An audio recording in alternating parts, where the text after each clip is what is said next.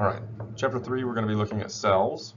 A lot of the images we see will be drawings, like there'll be an artist representation, but here we're seeing an electron microscope image of a cell. So this is going to have a lot more detail to it. You can actually see that the complexity is far beyond what's going to be present in the drawings, and we'll talk about these as we go through.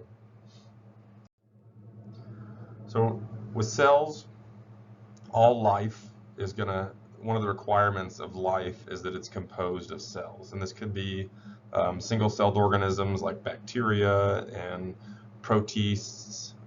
There's some fungi that are single-celled, like these whole groups, or there's this large diversity of single-celled organisms, but also we have multicellular life, which is composed of cells as well, from plants and animals and fungi down to some of those multicellular protozoans and things like that.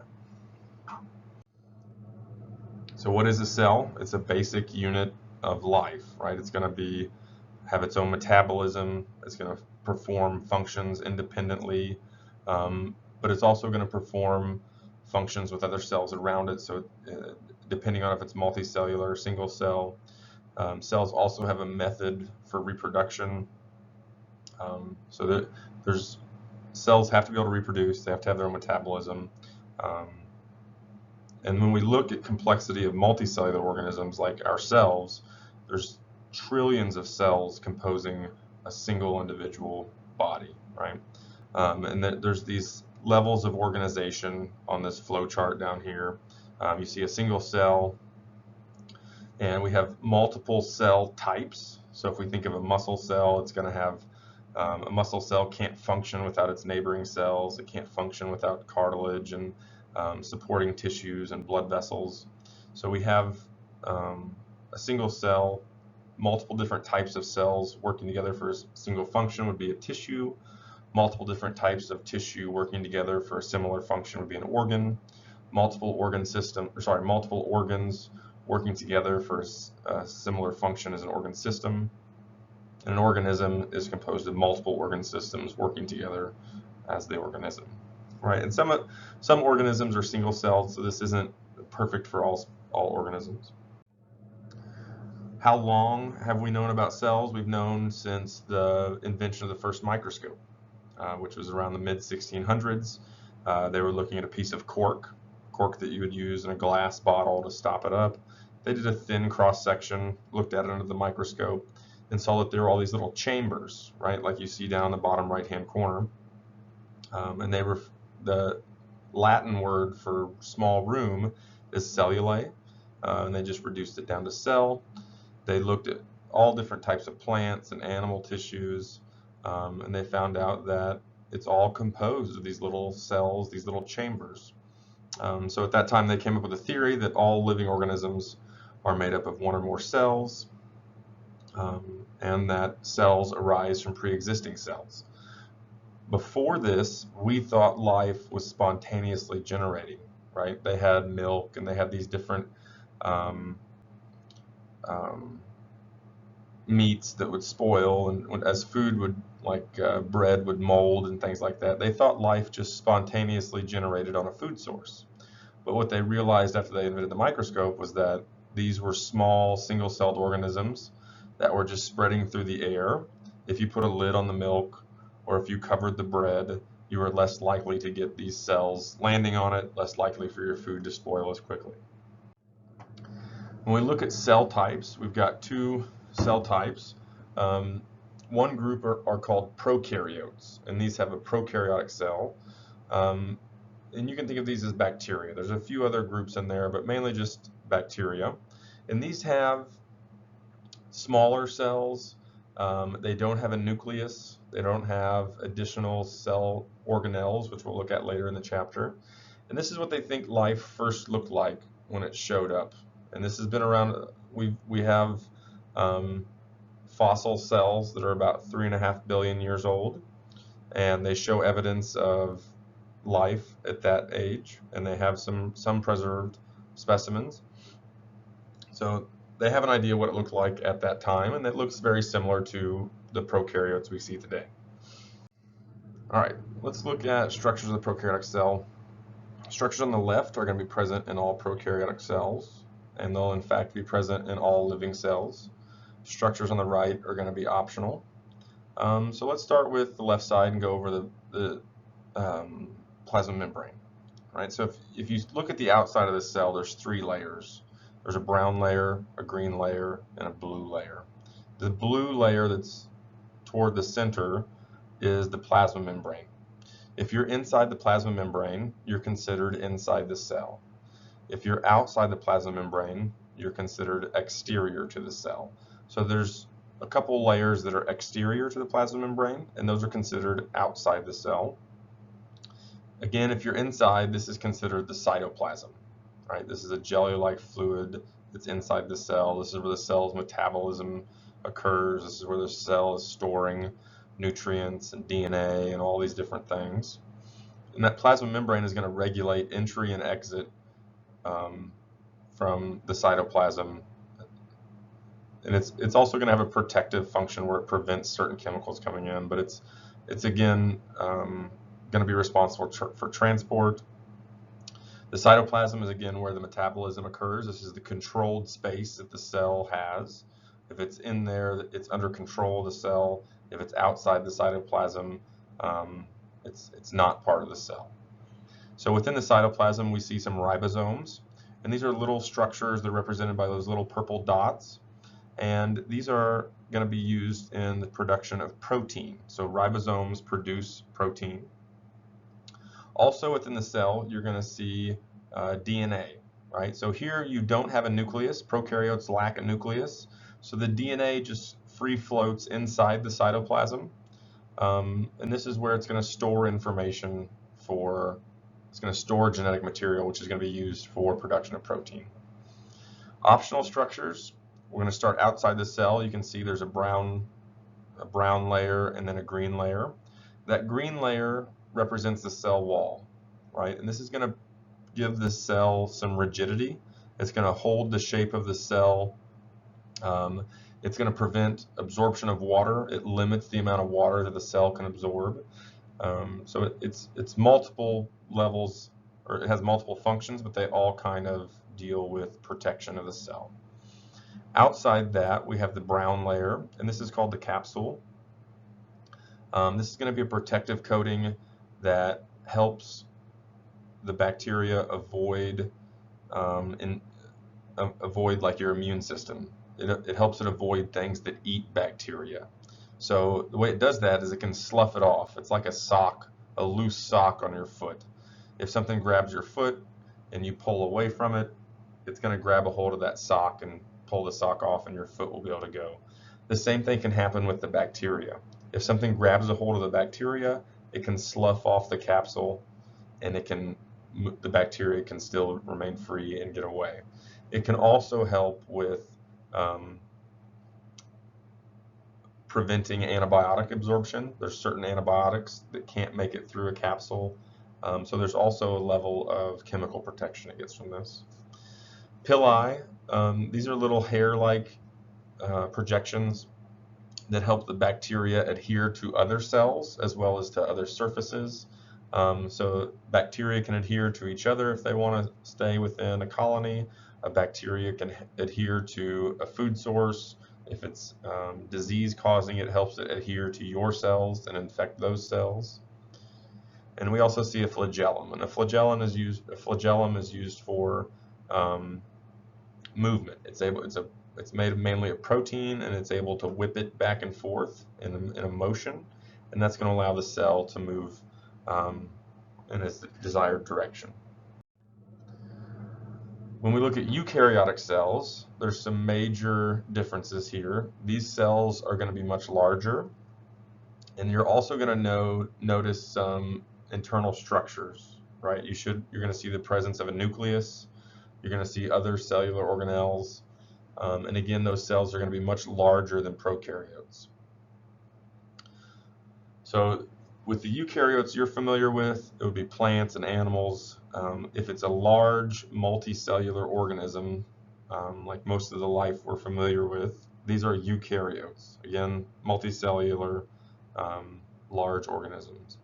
And these are believed to be descendants of prokaryotes. Remember, the first life that would have shown up would be a bacteria-like cell, and then they've evolved into this eukaryotic group. So here's a comparison of some of the most distinguishing traits between eukaryotic and prokaryotic. Again, eukaryotic have a membrane-bound nucleus, right? So there's a nucleus that stores the DNA, and it's got a membrane that separates it from the rest of the cytoplasm. Prokaryotes are very small. You can see that this is an electron microscope image. On the left is eukaryote, on the right is a prokaryote. The cell on the left is much larger than the cells on the right, but the cells on the right are magnified 10,000 times. The cell on the left is only magnified 6,000 times. So it's almost double the magnification, and the cells are still much smaller than that eukaryotic cell. So all eukaryotic, or for the most part, eukaryotic cells are about 10 times larger than prokaryotes. When we look at the eukaryote on the left, again, we see some other structures. You'll see little round circles. You'll also see what looks like a fingerprint on the cell. These are organelles, right? So in the prokaryote on the right side, we have what you call granulation, where it's not one continuous color. You can see little spots where there's things. These are ribosomes as well as clustering of DNA. But there's no structures inside that are bound by membranes. When we look at the eukaryotic cell, there's lots of membranes inside the cell. So let's talk about membranes. Surrounding the cell, you have that cell membrane. It's also called the plasma membrane. These are phospholipid membranes that are found on every cell, right? If it's a prokaryotic cell, it's got a cell membrane or a plasma membrane. Same thing is true with eukaryotic cells. Every living cell is surrounded by a phospholipid membrane, right? So these phospholipids are also going to have other components within those membranes. You're going to have other types of lipids like cholesterol. You're going to have proteins that are bound within the membranes, and you'll also have some carbohydrates that are found there. And they're going to help carry out other functions of the membranes we'll talk about on the next couple slides. So the main function of the membrane is just to separate the inside of the cell from the outside, right? If you take away this membrane, the cellular components will just float away in a liquid environment, right? So you have to have those membranes for the cell to control what's inside and what's outside. So it's going to regulate what moves in and what can move out. It's going to help regulate the metabolism, get rid of waste products, all those different things. The cell membrane is going to have different proteins and different carbohydrates that help with interaction between the environment and neighboring cells with the cell we're looking at. So if it's a single-celled organism, that one cell has to have methods of interacting with the environment.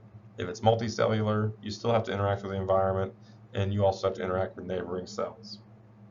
And that's going to be carried out by the plasma membrane. When we look at the plasma membrane, again, it's composed mainly of phospholipids, which we saw in the last chapter. They've got those fatty acid tails, which are repelled by water, so they're hydrophobic. And then they've got that phosphate group on the head, which is attracted to water. So it's got a hydrophilic head, which is attracted to water, which is represented by the blue circle. And then it's got those fatty acid tails, which are repelling to water, and it makes this nice little barrier when in water. So the inside of the cell is mainly composed of water, the outside of the cell also composed of water. And then you have those fatty acid tails, which are a hydrophobic region in between those phosphate heads. So this makes this nice little barrier to water and to other substances that prevent their movement through. So here we see an example of two cells. This is a multicellular organism. You see inside cell 1, inside cell 2. The blue lines represent those plasma membranes. The orange represents the gap between the cells. So even in multicellular organisms, there's a thin gap that goes between the cells. And this is an intercellular space. It's very small, But this is where the cells communicate back and forth to some extent. And they can do that in a number of ways. But you can see, even in multicellular organisms, they're not sharing the membrane. There's two membranes there that separate each cell from the other. This is 100,000 times magnification. This is very, very high magnification. These are very, very small, thin membranes with very little space between them. So here we see a membrane with some of its additional components. We talked about the phospholipids. Here we're going to be looking at other components like the proteins, the carbohydrates, and the other lipids involved. So let's start out with the purple colored stuff, right? Anything on here that's purple is going to represent protein. So let's talk about the proteins first. You can see in the far left, there's what we call receptor proteins, and these are to help sense the environment and sense neighboring cells. So if a cell gets produced, or sorry, if a hormone is produced by a cell somewhere else, it can put that hormone out into the bloodstream and it can arrive at the cells. So this would be like a adrenaline, right? When you get into a panic mode, adrenaline is going to be released.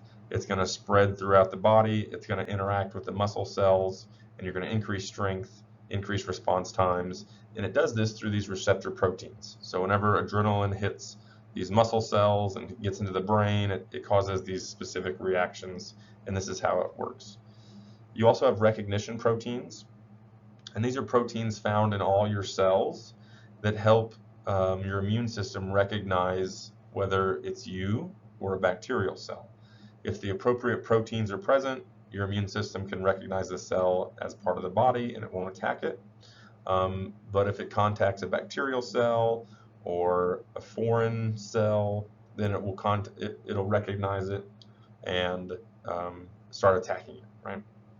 You also have transport proteins, and these are going to regulate entry and exit from the cell, right? This is how glucose gets in. This is how water gets into cells. This is how water gets out of cells and glucose gets out of cells. So there a lot, hundreds of different chemicals are moving in and out of the cells, and this is how a good number of them are able to move in and out, is through these transport proteins. We also have enzymatic proteins. These are proteins that perform reactions. So an enzyme is a protein that increases a rate of reaction, or it allows a reaction to occur. So on the membranes, a lot of times to move something in or to move something out, you have to have these enzymes present to change the chemical or convert the chemical before it can leave or enter the cell. This can deal with waste products, or it can deal with chemicals that are difficult to get into the cell, but these are able to perform reactions along the membrane, whether it's inside or outside.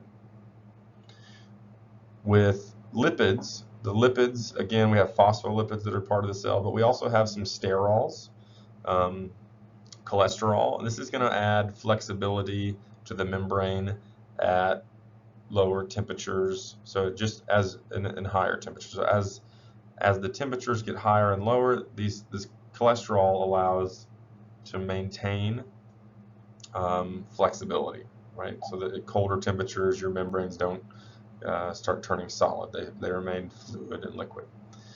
You also have carbohydrate chains, and this is going to work similar to recognition proteins. These carbohydrate chains allow your immune system to recognize what types of cells, and allows other transport mechanisms to identify what type of cell you're at. So here's some of the issues. I'm going to make a discussion question out of this page, so I won't go too in depth. But this one is talking about those recognition proteins that we saw on the previous slide, and some of the complications we see with organ transplant, where the donated organ will have the original person's recognition protein, so that when they donate it to the new person, you're going to deal with the original person's recognition proteins, and your immune system will attack it. So we'll talk a little bit about this on your discussion questions. Okay, so now we're going to talk about functions of the plasma membrane, of the cell membrane. We're going to look at cellular transport. We're going to start looking at transport of small molecules with passive transport, which doesn't require energy. We're going to look at diffusion and osmosis. So with diffusion, this is a pretty straightforward property of gases and liquids, right? If I spray perfume in one corner of the room, that perfume is going to move around within this mixture of gases that we call the air, and it'll move from an area of high concentration to an area of low concentration. So if you've ever sprayed perfume or cologne or deodorizer in the bathroom, it's going to have a strong smell right where you spray it, and it'll slowly disperse around the room, and the smell will get evened out eventually. Same thing we see here in the food coloring. If you put a drop of the red food coloring in the bowl, over time, and we're not talking about mixing it, this is not due to mixing, this is just due to movement of molecules within a liquid or within a gas. They'll slowly reach equilibrium where they've dispersed equally across the container, whether it's the room or whether it's this glass dish. Again, this is due to random motion of the molecules. It's not due to like a fan moving the air around or somebody stirring a cup with a spoon. They'll eventually move to lower concentrations. Diffusion can also result in movement of chemicals into and out of the cell. If this movement occurs just directly through the membrane, which some things can, like if we look at carbon dioxide, which cells produce as a waste product, this carbon dioxide can move out of a cell, can move into the blood, it can move into your lungs, and you can exhale it, and it just can pass directly through those cell membranes. This is called simple diffusion. Oxygen also moves in the same way. So oxygen can move directly into cells, it moves into your lungs, moves into your blood. Oxygen and CO2 can diffuse directly across membranes. This is called simple diffusion. Some things require what's called facilitated diffusion, and this is with a protein channel. So there's this purple channel that's going through the cell membrane. This is a protein channel that is going to allow movement of specific molecules in and out of the cell. This is not just like an open gate. It's very restrictive. It only allows maybe one or two things to move in or out of the cell. It doesn't require any energy. The things can travel directly through the protein. This is how water moves into and out of a cell. This is how different salts and different ions can move into cells. But not all of these can. Some things can move through facilitated diffusion, but there are other methods we have to use as well. Osmosis can be thought of as the diffusion of water across a membrane, right? So if we think of what diffusion is, it's the passive movement of molecules from an area of high concentration to low concentration. So osmosis is just diffusion of water across a membrane. Right? So it's water moving across the membrane from an area of high concentration to low concentration. It doesn't require any energy for this to occur. When we think about osmotic pressure, this is the pressure it takes to prevent water from moving from an area of high concentration to low concentration. So there's a couple ways to think about it. It's also the force that, like, osmotic pressure will force water into an area. So if you want to prevent water moving into that area, you have to have enough osmotic pressure to stop it from moving in. And when we think about this, it's in reference to a cell wall. So on the next slide, we're going to look at some cells at differing stages of osmosis. So when we think about this, usually I draw this on the board. I'm going to make a discussion question out of this so we can talk about it in lecture a little bit more. But we're going to look at three different types of solutions, and the concentration of water that's in those solutions. So these solutions are going to be divided by a membrane, and there's going to be three types of solution. There's going to be isotonic solution, which means that if you have a membrane, on either side of that membrane, water is at a balanced concentration. Hypotonic solution would mean that there is an imbalance in the concentration, and hypotonic means there's a lower solute concentration in that area. Hypertonic means there's a higher solute concentration in that area. So let's look at it on the next slide, and hopefully it'll make a little more sense. So here we have cells that are in a solution with a balanced concentration of water, a balanced concentration of solutes. So the solutes are represented by those little dots, and you can see the concentration inside the cell is more or less equal to the concentration outside the cell. So this is called isotonic. There's water moving in and there's water moving out, and it's at a balanced rate. There's no net movement of water into or out of these cells. All right, so this is isotonic. Here we see there's a difference in concentrations. This is called, so for example here we're looking at a solution outside the cell that is hypotonic, which means there's a low concentration of solutes, so you can think of it as salt. And in this circumstance, water is going to try to move from where it has a higher concentration to where it has a lower concentration. So inside the cell, there's a high concentration of salt, which makes it a lower concentration of water.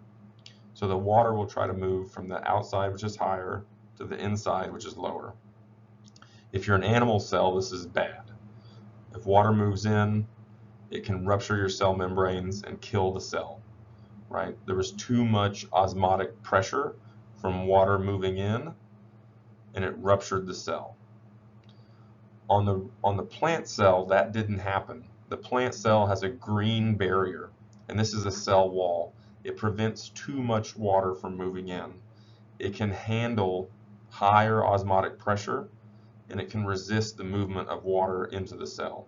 You can see inside the cell there's a higher concentration of salts or solutes, but the water is unable to move in because of that cell wall. It limits the size the cell can be, and it prevents rupturing. This is what we see in plants. This is important. We'll ask this as a discussion question too. We'll have two discussion questions associated with osmosis and solutions. Here we have a hypertonic solution.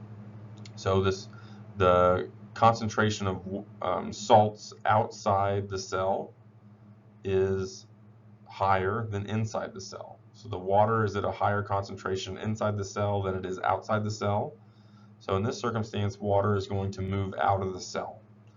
Again, it's going to go from, the water moves from high concentration to low concentration. If there's more salt outside, that means water is at a lower concentration. So it moves from the high concentration of water in the cell to low concentration of water outside the cell. And this causes plasmolysis, where the cell shrinks inside and it kind of folds up. It doesn't necessarily die, it doesn't rupture, but it's going to have a rough go. This is not a survivable condition for very long for cells. If they're like this too long, it's going to kill them. So this is a hypertonic solution. Okay, so let's look again at types of transport. We just looked at passive transport. We looked at diffusion and osmosis. Now we're going to look on the other side at active transport.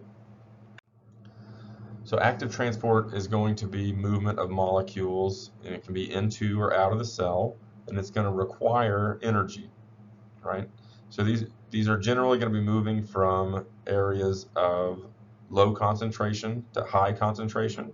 So if we see there's a high concentration of hydrogen ions outside of the cell and a low concentration inside the cell, so it's going to move these hydrogen ions outside of the cell to an area of high concentration, and it's going to cost energy. This is how you generate a low pH. This is how you get an acidic stomach, is by pumping hydrogen into the stomach.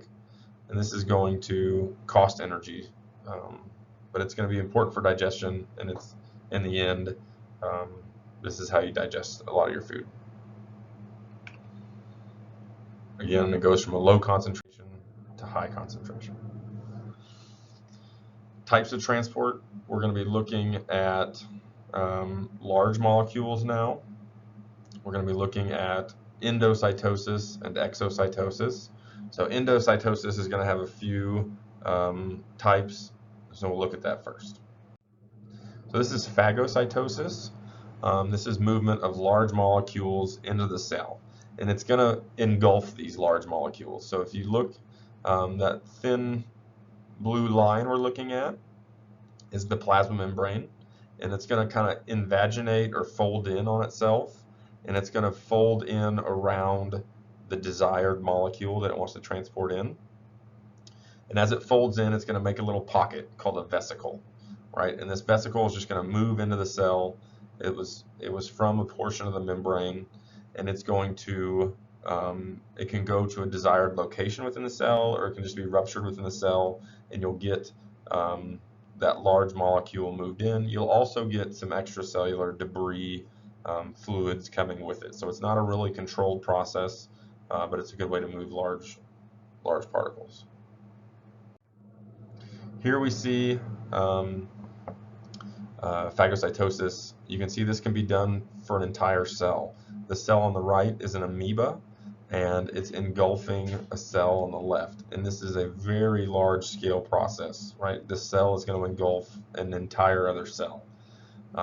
So this is your white blood cells do this on a regular basis. If you cut your skin and you introduce bacteria, your white blood cells are going to go to that area and clean up that bacteria. There's a video of that. So click on the blue link to a video, and you'll see an image of white blood cells chasing down bacteria and eating them. This is a very interesting video. We'll refer to it a couple times. So when you watch it, maybe watch it a couple times as we're going through. Here's pinocytosis. So we're not bringing in large molecules. We're bringing in a large number of molecules at once, right? So some cells can do this on a large scale. There's an image there on the right. If it's this is a single cell, and there's about 12 pinocytosis events occurring all at the same time, right? So this is engulfing small dissolved particles in the liquid, a large number at a time. So you're just more or less taking a gulp of the environment. It's kind of like taking a drink for us. This is the equivalent of a cell. This is called pinocytosis. Here we have receptor-mediated endocytosis. So this is an endocytosis that's regulated by these little receptors. These receptors are like a lock and key. So you have this LDL particle that's floating around the blood. This is like the healthy way to transport cholesterol. It's not free-floating, accumulating in your vessels. So as this is being transported around, there's certain proteins on the outside of that particle, and when they bump into the desired cell that it needs to deliver these to, there's like a lock and key mechanism.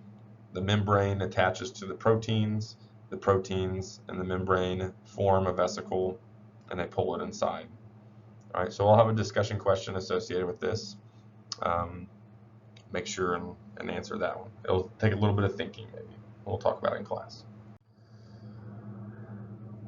We also have exocytosis. So this is large particles leaving the cell, and this is also carried out more or less in the same manner, just in reverse. So instead of pulling a large molecule in and making a vesicle, you start out with a vesicle inside the cell.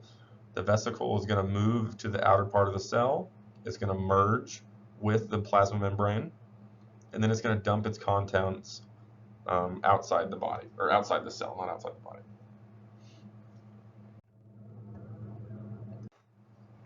Also incorporated within the membrane, we're going to have methods for maintaining contact between cells. Some of these are going to serve different purposes. We'll look at each one independently. And we're just going to look at three types, and these are all composed of proteins. So let's look at tight junctions. Tight junctions are found between cells, usually within the intestine, right? So these are also found in some other places, which we'll have a discussion question on that, so I don't want to give it away, but a lot of these are found within the intestine, and it's because inside your intestine, it's a liquid environment, right? You're decomposing food, absorbing water, doing all sorts of things, absorbing nutrients, but you don't want the liquids that are in your digestive system moving throughout the body. You want to keep them maintained within the digestive system, and this is what tight junctions do. Tight junctions make more or less a barrier that prevents water movement between cells. So these are going to not only hold the cells in place, but they're going to prevent the contents of your digestive tract from leaking out into the body. So it forms a waterproof barrier between cells. Desmosomes, these are found in areas where there's a lot of friction, so usually with the skin. And what these allow, this is kind of like Velcro. This is what Velcro is actually based on. These are protein fibers that are anchored inside the cell and pass through the cell membrane and attach to neighboring cells. And what happens is when your skin moves across an object, it stretches and pulls the skin, and it stresses and pulls on these cells. And if there's too much movement or too much friction or pressure, it'll pull these desmosomes apart, right? But once the stress is gone and the skin rebounds or recoils back where it was, these desmosomes reconnect and reattach. So this because it's very important. Your skin is elastic, but it also needs to stay in position. So this helps your skin stay in position, but it allows it to stretch beyond that. And then when it comes back to its original position, it reconnects. So this prevents tearing of those cells. It gives them a way to attach that can be released under extreme pressures, but also gives them a way to reattach once the pressure is gone, once that stress is gone. Here are gap junctions, and these are just small pores between cells. These are made up of proteins that allow movement of water, movement of hormones, movement of nutrients. These are large channels that allow more or less movement of materials. This is not the same thing we saw with facilitated diffusion, though this would be a process of facilitated diffusion, but not all facilitated diffusion is carried out through gap junctions.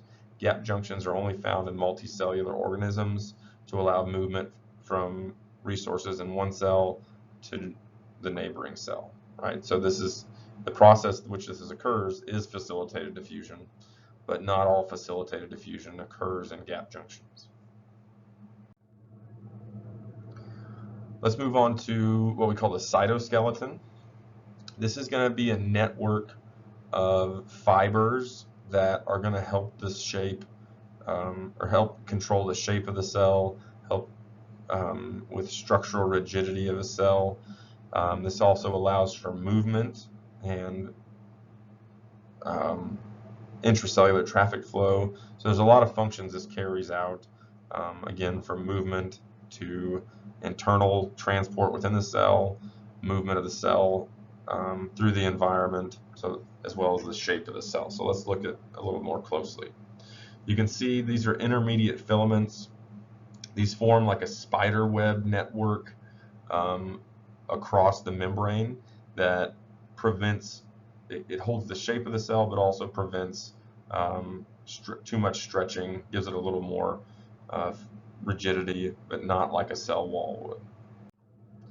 So within here, we've got microtubules, intermediate filaments, and microfilaments. And the microtubules, this is how you move within the cell, right? These are thick, hollow tubes that allow movement of structures internally in the cell. This is how the nucleus is organized toward the center of the cell.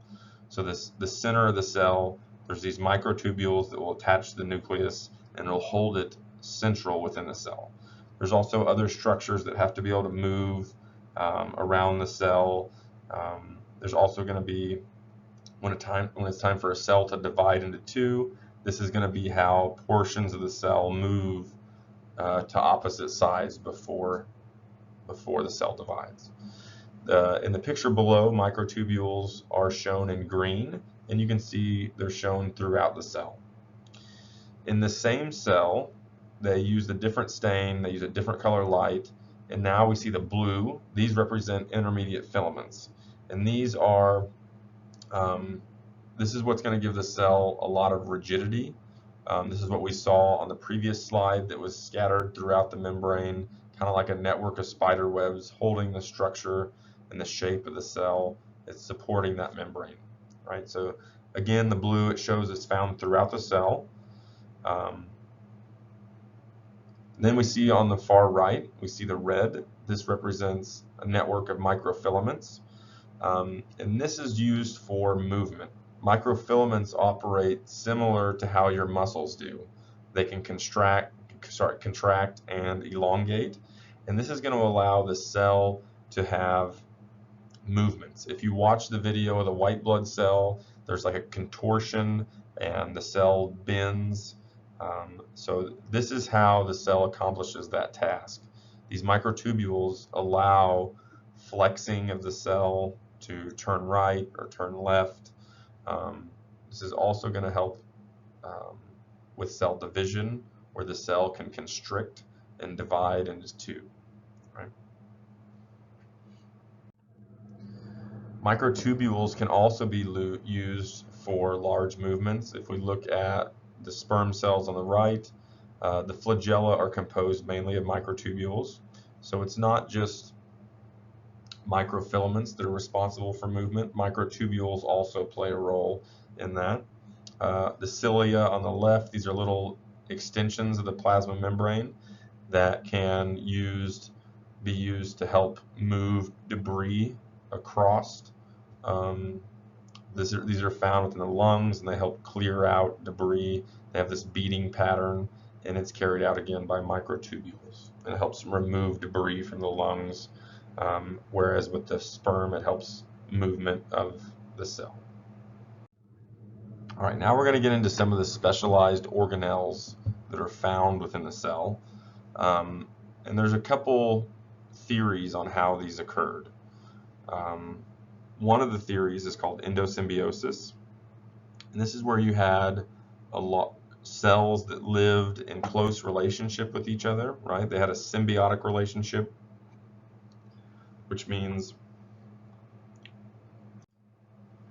the cells are more successful when they're with each other than when they're apart. And we see this a lot. Some cells produce methane as a waste product. Other cells use methane as an energy source. So whenever the one that produces methane is around the other one that uses it as an energy source, it's going to help the cell that produces methane as a waste product keep from accumulating too many waste products, and it's going to provide an energy source for the neighboring cell. And we see this with all cells, right? They all have symbiotic relationships that when they're with a cell that helps get rid of waste products or helps in some sort of metabolic process, they're more successful together. So we think that early cells would have had similar circumstances. There would have been one cell that, when it was in the presence of another cell, was more successful. And eventually, those cells kind of merged together. And this is where we get mitochondria, as well as chloroplasts. So this is called endosymbiosis, where you had two symbiotic organisms that were more successful together. And at some point, one cell engulfed the other cell. It didn't kill the other cell. The other cell was stable and living inside the other cell. And this is what we see with mitochondria. Mitochondria have their own DNA. Mitochondria produce their own proteins. Mitochondria have They reproduce by themselves, right? So there's a lot of evidence that says mitochondria used to be a free living organism, and at some point they were absorbed into another cell, and they retain a lot of the characteristics of the original cell that happened, and they're more successful for it. Endosymbiosis. We also have invagination. So this is where we get things like the nuclear membrane, where we get the smooth ER and rough ER, as well as the Golgi apparatus. And we'll talk about those in the next couple slides here. We'll talk about different organelles. But invagination refers to folding of the plasma membrane to form little pockets and structures, right? So this would have allowed the cell to control small areas for production of proteins, or for controlling and containing waste products, or controlling and containing products that it produced. So instead of having the whole cell open in this free, just like mixture of all these chemicals, when it's producing something that it wants to regulate, it can do it in a very small controlled area. And it did that by folding in the outer membrane, or these invaginations of the outer membrane. Okay, so let's look at some of the structures. Let's start by looking at the nucleus. This is obvious for a eukaryotic cell. Again, prokaryotes don't have a nucleus. And when we look at the nucleus, you can see in the top left-hand corner, this purple area within the center of the cell is that nucleus, right? So this is going to be used for storage of DNA. This is where you find chromosomes.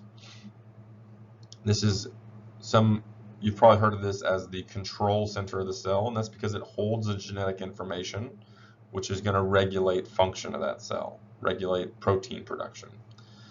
Sometimes when we look at a cell in a microscope, we'll see a small dark center within the nucleus. So we'll see a dark nucleus, and then within the nucleus you'll see a small dark center. This is called the nucleolus, and this is where ribosomes are produced. And again, ribosomes are used to make protein. It'll produce those ribosomes in the nucleus. They'll leave the nucleus through these pores. You can see these large purple pores. These are called nuclear pores. This is where the ribosomes are able to leave the nucleus. So here we see a close-up of a cross-section of that. You can see the nuclear pore there on the bottom. This is where those ribosomes are able to pass through. And we also see the nuclear membrane is not just a phospholipid bilayer, it's a phospholipid quad layer, right? You never expected to see a quad layer, and there it is. You have it right there in your hands. And it's just a double layer of phospholipids. It gives increased protection to the inside. It's protecting the DNA, and that has to do a lot with the function of a nucleus, of conserving DNA, preventing damage to it. Here's a electron microscope image down here. You can see gaps in the nuclear membrane, and those are those nuclear pores. 43,000 times magnification. Remember, your light microscopes only did 400 times magnification. So an electron microscope, far superior. Here we see the mitochondria. This is one of the organelles that was produced from the endosymbiosis theory. You can see it has its own DNA. So there's DNA outside, like you've always been told the DNA is stored in the nucleus. There's also DNA within mitochondria. There's also ribosomes within the mitochondria. It's got its own protein production. It's got different DNA than the rest of the cell. You can see it's got two membranes. So if it was pulled in, if phagocytosis brought it in the cell, then it would have a second membrane around it. This is a energy production organelle. Most of the cell's energy comes from the mitochondria. So 90% of the cell's energy. This organelle is able to take fats, carbohydrates, and proteins and convert them into energy. This is the production of ATP is going to be, majority of your ATP is done in these mitochondria. We also have the lysosome. This is a garbage disposal, right? If you have organelles that are not functioning properly or damaged, they can be pushed into, or they can be brought into a lysosome and can be digested and can be recycled, right? This is also how the white blood cell kills the bacteria that it ingested, right? So the white blood cell brings in bacteria, and then the bacteria is trapped within a vesicle. Then it's going to merge the vesicle with these lysosomes, and it's going to dump all these acids and digestive chemicals, enzymes, onto that bacteria and kill that bacteria. Very fun organelle. Here's a microscope image, or electron microscope image of a lysosome. You can see it's got large structures inside of it that are being digested. All right, that brings us to the endomembrane system, and this one is going to include 3 different membrane networks. It's going to include the rough endoplasmic reticulum, the smooth endoplasmic reticulum, and the Golgi apparatus. These 3 organelles are going to work together for the overall function of production and modification of molecules that can then be exported outside of the cell or used within. It's also going to have, it's going to generate waste products in these production areas. It's going to help deal with those waste products and get rid of those waste products as well. So let's look at the individual components. So here we see the purple area. This is an electron microscope image that's been drawn over by an artist. So we see a real electron microscope image, but then it's been drawn and colored by an artist. So right next to the nucleus, we see the rough ER, and this is where it's going to be located within the cell. The rough endoplasmic reticulum, I'll say ER from now on, I'm not going to say that continuously. So the rough ER is right next to the nucleus. Outside of that, we see the smooth ER and then the Golgi apparatus. And I'll just call it the Golgi from this point on. So the reason for this will be explained on the next couple slides. So here we see the rough ER, and again, it's located right outside the nucleus. And that's because when you produce protein, the information for the production of that protein is stored in the nucleus. So when that information comes out, it's going to get to the ER.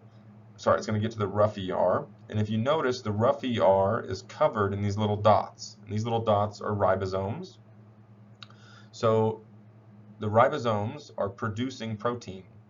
So the ER that's responsible for the production and modification of protein is found right next to the nucleus, where it stores that information for the production of protein. Right? So as information comes out for production of protein, it gets right into the rough ER, where that is where you make and modify those proteins. Here's an electron microscope image. It's been colored, but you can see there's this yellow membrane system. That's the rough ER. You can see these purple little dots. Those are the ribosomes, right? Smooth ER is going to be found a little bit further out. This is going to be where you're producing and modifying lipids. So fatty acids, phospholipids, sterols, all these different types of lipids will be generated in the smooth ER. They'll be produced there. You also have the capability of dealing with a lot of different waste products, alcohol, different metabolic wastes. Like if we look at a liver cell is made up mainly of these smooth ERs. Like the cells have a nucleus, they have the other components, but the vast majority of the cell is made up of a smooth ER, and that's because the liver functions in detoxifying the blood. So when you take illegal drugs, or when you take prescription drugs, or when you take alcohol, pretty much anything that's foreign to the body is going to be removed through the liver, right? And it's because and that's why it's got so many smooth ERs in those liver cells, is because they're responsible for that detoxification. Golgi, this is like a final step in the process. It's going to take proteins, it's going to take in lipids, it might do a little final chemical steps, but it mainly functions in packaging. This is where you're producing transport vesicles that are going to leave the cell. So your products get sent to the Golgi. It's more or less packaging them up, maybe a couple final chemical steps, but it's going to be exporting stuff pretty quickly. You can see that represented in the picture of the cell. You see a little bump in the membrane, in the cell membrane, and that's where a vesicle, transport vesicle, is just linked with the membrane and dump the contents out. Okay, so here's a little slide on the functioning of the endomembrane system. Again, you have chemicals produced in the smooth and rough ER, right? Proteins, if you're rough ER, lipids, if you're smooth ER. They're going to be transported to the Golgi. They're going to be, sometimes there's got to be final modifications, like some proteins are bound to lipids, some carbohydrates are bound to proteins, some carbohydrates are bound to lipids. So there's all these different ways that you can group these together. But that's going to be occurring within the Golgi. The Golgi is going to, again, modify those. They'll be moved into a vesicle. That vesicle, that transport vesicle, is going to be linked to the outer membrane, and it's going to dump the contents out of the cell. So this is the entire endomembrane system working together for a large function of production in the cell. All right, we're going to talk about plant cells. Plant cells have a few different structures that we'll be looking at that animal cells don't have. Everything previous to this, plant cells do have, but there's a few things they also have that animal cells don't. So the cell wall, this is a big one. We just talked about the cell wall when we were looking at hypertonic solutions and hypotonic solutions where there was osmotic pressure, water was trying to move into the cell. So this provides the plant a couple different things. It prevents the plant from absorbing too much water, which can rupture the cells. It also gives the plant cell some structural strength. If some cells will have a very thick cell wall, and this can actually help prevent insects from eating that plant. You have a very, very hard, rigid cells that some of them even have silica or glass incorporated in the cell wall. So if you start eating it, you're going to be chewing through glass, which grinds down teeth, grinds down insect mouth parts, and prevents the animal from eating the plant. So lots of different functions here. When we look at some of the plant cells, we also see a large vacuole. And the vacuole is a space that's used mainly for storage, and it's going to store quite a few different things. The main function, or the main storage function, would be storage of nutrients, right? So water, sugars, starches, but we also see that it can store a lot of waste products. If the plant has waste products, then it can store them in the vacuole. Some of those waste products are toxic materials, so this is a benefit to the plant. If you have toxic materials that can build up within a cell, and if an insect comes along and eats that cell, it's going to ingest all those toxic materials that have been building up. So we see a lot of these toxic materials will be toxic to the cell, but since it's stored in the vacuole, it's not actually out in the cytoplasm causing damage. We also see pigments stored, right? So if you're a flower petal, you want to attract pollinators, you can store pigments within the vacuole, and you can produce them at a pretty high concentration. Some of these pigments can be damaging at high concentrations, but since it's inside the vacuole, it doesn't affect anything going on within the cytoplasm or within the cell. So it's this nice little storage compartment. It also allows for physical support. So it's kind of like like if the vacuole is empty, the cell kind of collapses and you'll get wilting of leaves. So when the leaves on a plant wilt, if you haven't watered your house plants and the leaves kind of collapse and wilt, that's because the vacuoles have emptied of water and it no longer supports the plant.